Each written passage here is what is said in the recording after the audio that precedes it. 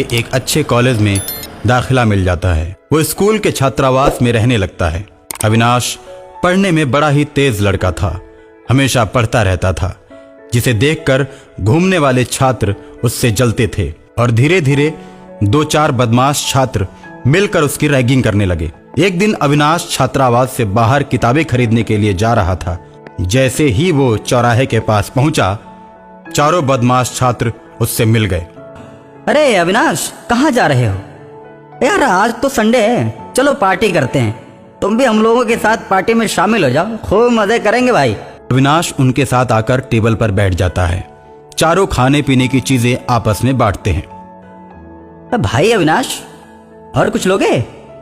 नहीं यार, मुझे किताबें खरीद के पढ़ने जाना है। अरे दिन भर पढ़ते रहना, ये भी कोई बात हुई?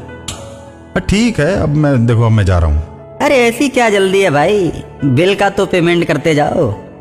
मेरे पास अभी पैसे नहीं है। ठीक है, तो इसके बदले तुम्हें और भी कुछ करना पड़ेगा। तुम हॉस्टल चलो, हम लोग पीछे पीछे आते हैं। अविनाश किताब खरीद कर हॉस्टल में जाकर पढ़ने लगता है। चारों लड़के आते हैं और अविनाश को मार देते हैं और मारकर उसकी लाश को छात्रावास के सामने ही मिट्टी में खोद कर दबा देते हैं। अविनाश के छात्रावास से गायब होने की खबर पूरे शहर में फैल जाती है। छात्रावास में पुलिस आती है, लेकिन कुछ भी पता नहीं चलता।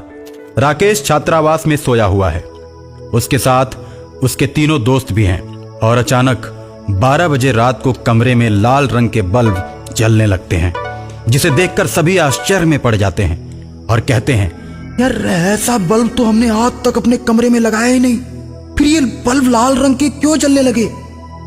अच्छा, लगता है चपरासी ने बदल दिए हैं। अभी बल्ब के बारे में चारों सोच रहे थे कि कमरे में धूल भरी तेज हवाएं चलने लगती हैं।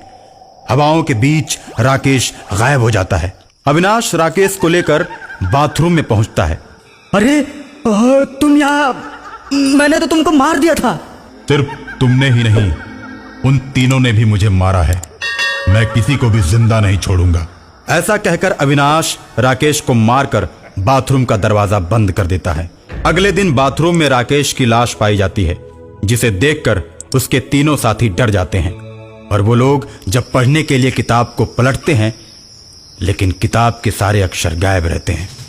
खून से किताब पर लिखा होता है, अब तुम लोग भी मारे जाओगे। और सुबह पुलिस स्टेशन जाकर दरोगा को सारी बात बताते हैं कि हमारे दोस्त राकेश को किसी ने बाथरूम के अंदर मार दिया है। उसके बाद पुलिस छात्रावास में आती है, छानबीन करती है, लेकिन कुछ भी पता नहीं चलता। कोई सबूत उनके हाथ नहीं लगता। आपके छात्रावास में 2 लड़के मारे जा चुके हैं। आपके स्टाफ के लोग क्या कर रहे हैं? कुछ आपकी भी तो जिम्मेदारी बनती है।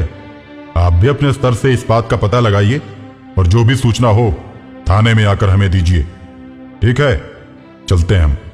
ठीक है, अब मैं जाकर सभी को सतर्क कर देता हूं। प्रधानाचार्य छात्रावास के सभी बच्चों को सावधान कर देता है और उनसे कहता है कि जैसे ही तुम लोगों को कुछ भी पता चले, 112 नंबर पर फोन लगाकर पुलिस को सूचित करो। अब राकेश भी अविनाश के साथ भूत बन जाता है। अब दोनों मिलकर उन तीनों दोस्तों को मार देते हैं।